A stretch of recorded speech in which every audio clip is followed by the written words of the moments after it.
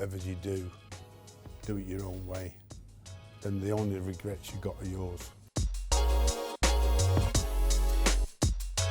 Like to manage and / play with in my career, JJ Okocha.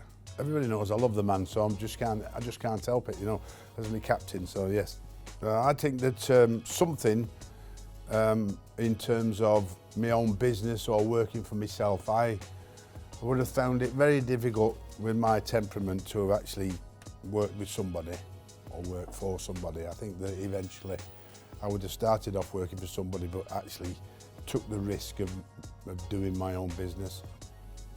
I think it would have been the way I would have gone forward. So I'd have learnt from whatever I'd done in my experiences and then branched out on my own as quickly as I possibly could. Whether I've been successful or not is another matter, but I certainly wouldn't have been able to stick with one job, I don't think. Whoa, that's easy, getting sacked as England manager. Well, sacked, released, unfairly treated. I'm not going any farther than that because it's a while ago now, but that's the biggest disappointment in life.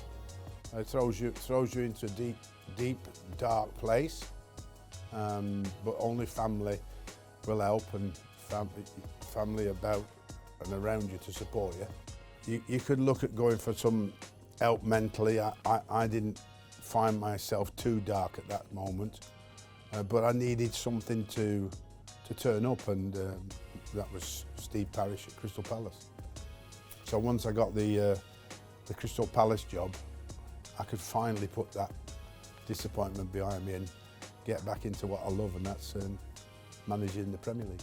Favourite formation to play in my time, without a doubt, was 4-4-2. There's no doubt about that. I mean, as in the manager was always 4-3-3. Back in '99 when I took over at Bolton, not many played 4-3-3, so it was unusual for some teams to be able to cope with it. So 4-3-3 stood me in good stead for most of my career. If I had the players to play it, do it in my own way. When you're talking about going into coaching and management, you've got a lot of experience with managers that you've experienced and a lot of advice, but ultimately, and the best advice is whatever you do it your own way. Then the only regrets you got are yours. Probably making my debut for Bolton Wanderers to be a professional footballer in the football terms, being a Premier League manager, scaling it up through the leagues to actually ultimately become that, and ultimately managing my country. Oh, working with the players, yeah, no doubt about that. And playing it professionally. You're a professional player doing what thousands and thousands of kids and adults do on a Saturday afternoon from an amateur point of view, and we get paid for it.